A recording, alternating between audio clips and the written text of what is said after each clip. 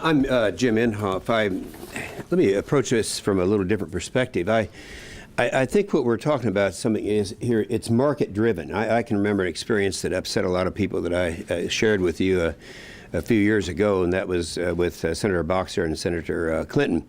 Both of them upset with the fact that there's so much far-right content on talk radio, and they said there ought to be a legislative fix to that. And I said to that, you know, you missed the whole point. It's market driven, and there's no market for your stuff. And so, consequently, that's where it started.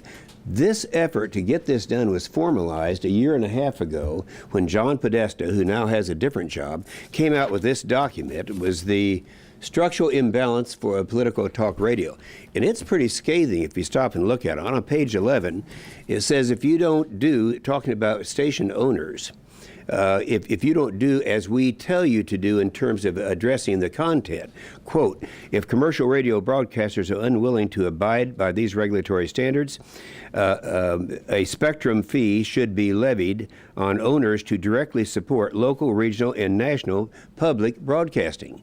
Now, that's enough to put the fear of God into anyone who's out there in this business. And I look at this really as intimidation, not as what is going to happen, but people are going to start being afraid of what kind of content is out there. So this document pretty well formalizes the fact that a year and a half ago they said, this is something we're going to try to do, and we now have a Democrat administration coming in. So I think it's very important right now, and I agree with my colleagues as to how critical this issue is.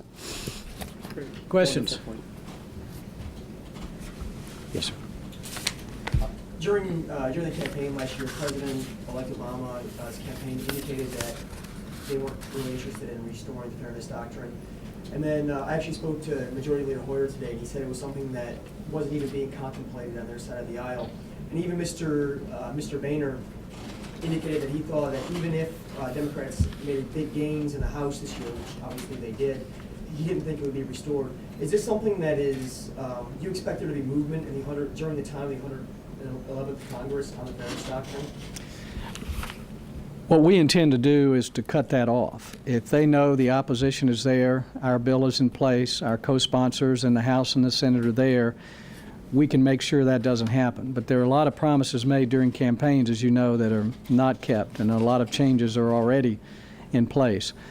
We want to make sure that the American people are aware that this threat is there. And by introducing this bill and getting co-sponsors, hopefully Republican and Democrats, we can keep the FCC, the Obama administration, or members of Congress from even thinking about bringing this up. Any other comments? I'd be happy to address that. Let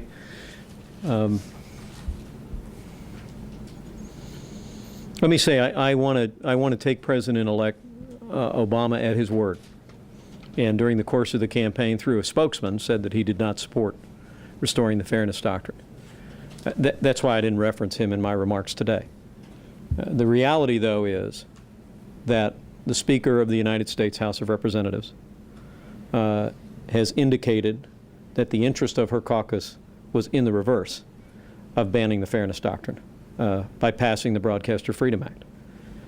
We also know that some of the most prominent members of the United States Senate in the Democratic Party have come out in favor of this legislation. And I believe that's the reason why the senators who are gathered here, and Mr. Walden and myself, and I believe every Republican in the House before the week is out will co-sponsor an effort to simply remove the possibility of the return of the so-called Fairness Doctrine. We believe that while it would be possible to see legislation move in this regard, and there are leading Democrats that control majorities in the House and the Senate that have expressed an open interest in doing that, we also want to take the power away from a future administration to do this by the promulgation of regulation. And that also reflects the purpose of this effort. We simply believe this is a question of freedom. With the broad bipartisan support that we saw in 2007, I believe more than 100 Democrats voted with Republicans to ban the reimposition of the so-called Fairness Doctrine. We believe the votes are there, the will of the American people is there, to send the fairness doctrine to the ash heap of broadcast history, and therefore we think it's incumbent on the Congress to do it. Let me, if I might weigh in with one other point. I think you'll find also on the record a statement from Commissioner Copps that they probably wouldn't reintroduce the fairness doctrine as it was conceived of in 1949. But they would probably move to do something through the terms of localism and provide another balance. I think our efforts and the public effort we've engaged in has scared off a lot of the leadership from actually taking the old fairness doctrine and putting it back in place. I think they're smarter than that. They're going to try and end around to accomplish the same goal. And that's what we have to guard against. I think we've really awakened a lot of people around the country to what is coming and could come. But I don't think you'll see it in the name of the fairness doctrine. I think you're going to see it under other terms and other names, because they're not stupid. These are very bright people, but their goal hasn't changed. And that is they want to shut down talk radio. Congressman, could you describe in more detail what you mean by localism? Well, I think it's going to be, that's sort of be up to them as to how they define it. But what they're going to say is they want diversity of viewpoint on the airwaves. Well, it gets back to the heart of the fairness doctrine, which is to prescribe that through regulation means there has to be an enforcement mechanism. To have an enforcement mechanism means somebody has to be the gatekeeper of information and the penalizer. And that would go back to the Federal Communications Commission that would say, you're not doing enough on localism. You're not having enough different viewpoints on your airwaves. So therefore, either here's your fine and penalty, or we're going to restrict your license renewal, or we won't renew it at all. And so that's what you're going to see coming. Can you imagine, for those of you in the print press, of having a federal agency say, you know, you don't have enough different opinions on your opinion page. In fact, some of the reporting you've done isn't quite balanced enough. So you got a government agency that says, we may take away your postal rate, or we may do this or that on your subscription or something else. This is what broadcasters face. So when you say localism, you mean an insistence that they carry a certain amount of local programming? No. I don't see it in that context in terms of amount of local programming. It is that the government would dictate what the content of that programming looks like.